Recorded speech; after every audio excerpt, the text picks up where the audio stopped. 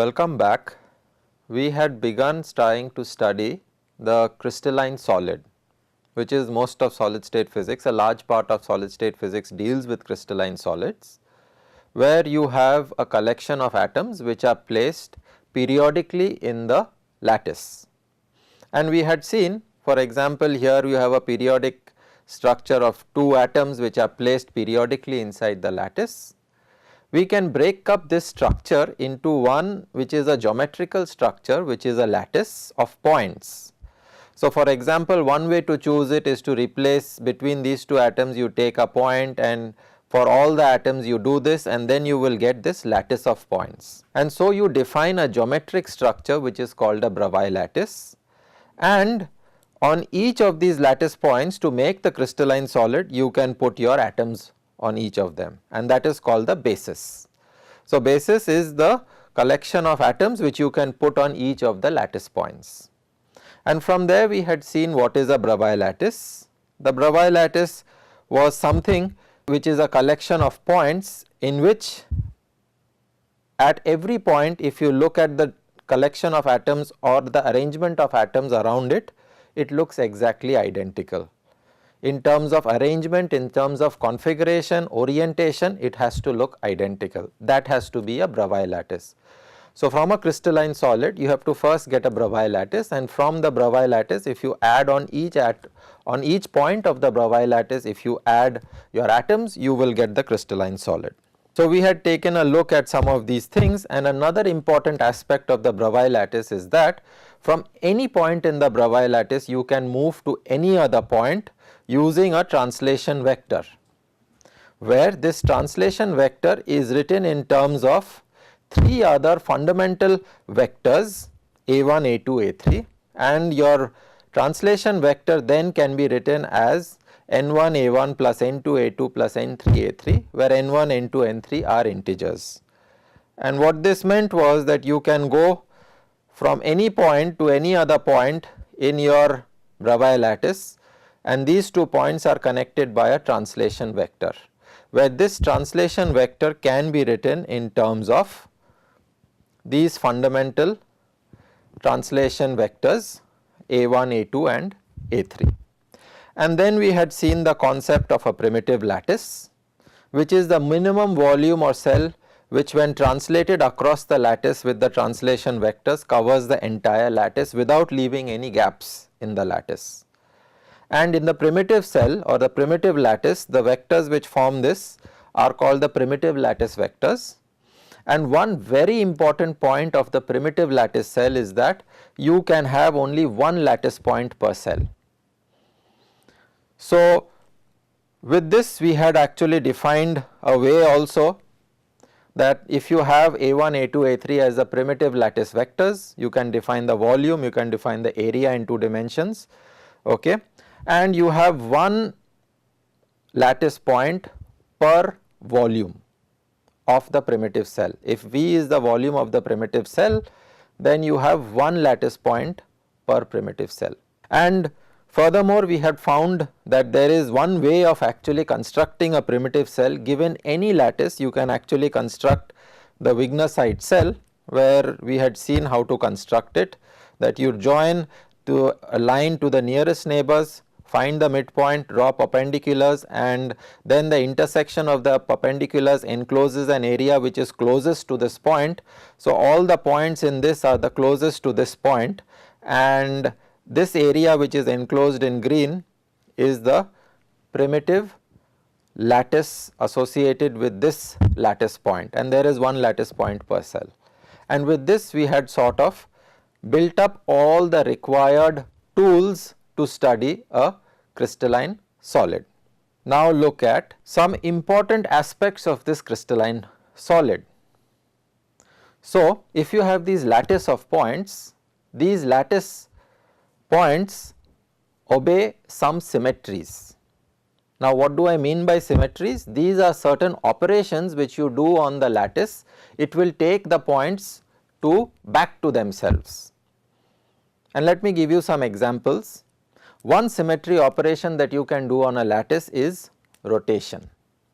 For example, suppose you have this cubic or let us say this is a square lattice of points. As imagine that there at the corners of each of these points there are individual points which are sitting at the corners of this, and if I now do a rotation, so let me try and do a rotation of this. If I rotate it by some arbitrary angle, then you get this new collection of points. This one here, 1 point here, 1 point here, 1 point here, and you can also consider it as a very big lattice. You can rotate the entire lattice of points. But after you do the rotation, do you think that this lattice is the same as the original lattice? It is not. It certainly is not. Okay. However, for this square lattice of points where you have points sitting at each individual corners of this, if I rotate this cubic structure or this square structure by 90 degrees as shown here, if I rotate it by 90 degrees, I will get a structure where I will not be able to distinguish these two lattices. So, certainly under rotation by 90 degree, this cubic or this square lattice structure is invariant. Okay. So, this is one such symmetry operation which I can do on this square lattice which will keep it invariant. So, I can take this sort of Bravais lattice as a very special lattice. For example, this sort of a square lattice that it is invariant under rotations by 90 degrees.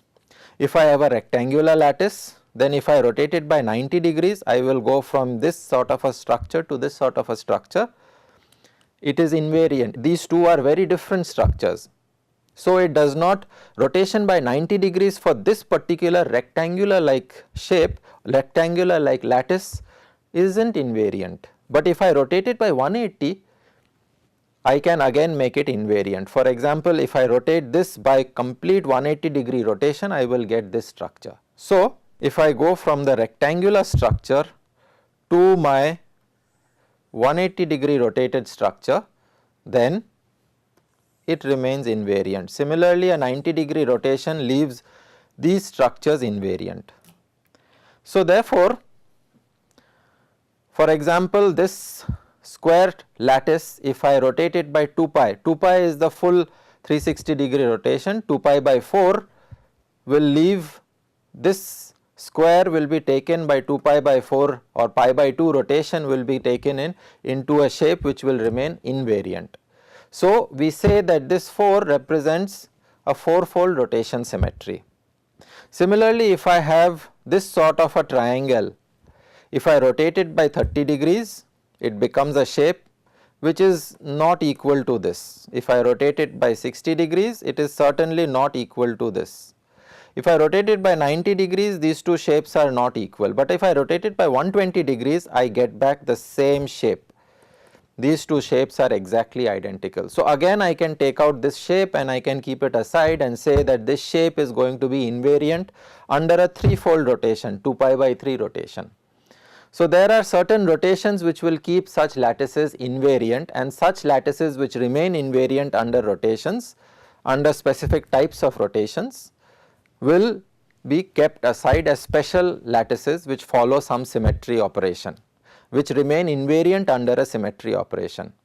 And not all lattices obey symmetry operations, they will remain invariant, okay, they will vary as you do a rotation, but there are certain types of lattices which will remain invariant. Okay. So, you can find lattices which can be classified as remaining invariant under 1, 2, 3, 4, 5 or 6 fold rotations, namely they are invariant under 2 pi, 2 pi by 2, 2 pi by 3, 2 pi by 4 and 2 pi by 6 rotations. So, you can classify those lattices as remaining invariant under those rotations. And it is surprising actually that you cannot find lattices which have 5-fold or 7-fold rotations. Okay. For example, here is a lattice which is made up of pentagons. This particular structure is invariant under 2 pi by 5 rotation, but this, if you try to make a lattice using by repeating these pentagons, you will not get an area which is completely covered by the lattice. You can see that there are these areas which are remaining vacant, which are remaining with voids. So, a lattice which has 2 pi by 5 symmetry or 5-fold rotation symmetry, or a structure which has 2 pi by 5-fold symmetry, you cannot make it into a lattice by using it. Similarly for 7-fold symmetry, they do not cover the space without leaving gaps inside the system. So, these are symmetry operations which are used for classifying lattices. And there are other important symmetry operations, for example mirror symmetry. If you take this square lattice of points, okay, and if I take this square lattice of points and I reflect, I put a mirror along this line which I show you here. If I put a mirror along this line, then I will see exactly the same lattice. Similarly, if I put a mirror along this line or along this line or along this line, all points will be taken to each other and the lattice will remain unchanged. Okay. So, lattices which obey mirror symmetry can again be classified separately. Those lattices in which the points go on to themselves, if I do a mirror operation, and there are different types of mirror operations I can do. For example, in the square I can put the mirror at different locations, specific locations, and I will find that for mirrors placed along these locations, the lattice points will go over onto themselves. The structure that you will get after the mirror operation will look exactly identical as the original lattice. So, we say that that lattice follows some sort of a mirror symmetry. You also have inversion symmetry, where about a point you can go and you can actually take each point of the lattice to and replace it by minus x and minus y. For example, in this point, suppose I take this point and I replace the coordinates by minus x minus y, I will find that there is another point which is sitting here. So, this point by inversion symmetry, so you can take x, y, z of each lattice point and replace it by minus x minus y and minus z, and you can do it for every point, and you will find inversion symmetry is obeyed for certain lattices. So, every point can go on to every other point, and then the system actually obeys inversion symmetry. Okay. So, there are these different types of symmetry operations that you can do on a lattice, and you will get certain lattices which will remain invariant under those operations. The lattice that you get back after certain types of symmetry operations, like rotation by some 2, 1, 2, 3, 5, 1, 2, 3, 4 or 6-fold rotation, they will lead it back into itself. Similarly, mirror symmetry operations, certain types of them will lead some types of lattices which will remain invariant. Inversion symmetry will lead to some types of lattices being invariant. And so, from the entire type, all the different types of lattices that you can have, the Bravais lattices that you can have, you can classify certain lattices out of them which will obey or which will remain invariant under some of these symmetry operations.